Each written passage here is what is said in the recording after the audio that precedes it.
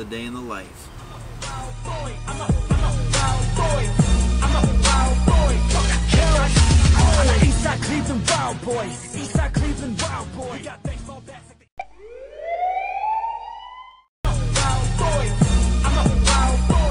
It was something to do. It eventually became a culture.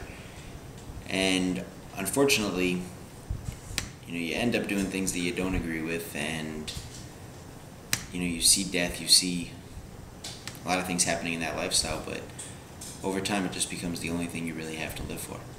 It was at that moment in my life I needed something more to live for. I needed truth and a purpose-filled reason to continue to live my life. I began praying and reading a lot. I read everything I could get my hands on.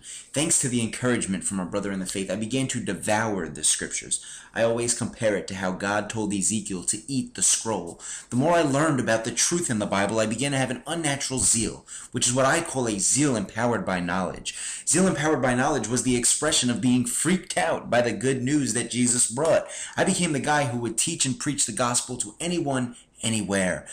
The book I wrote, Freaked Out by the New Covenant, is the storyline and details concerning how the knowledge of God gave me everything I needed in my life and freaked me out and is still freaking me out daily.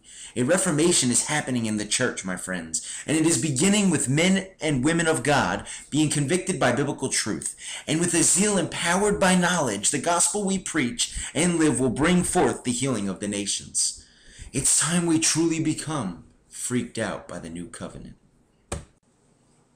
You can order your copy of Freaked Out by the New Covenant on Amazon, Barnes & Noble, and many other locations on the internet.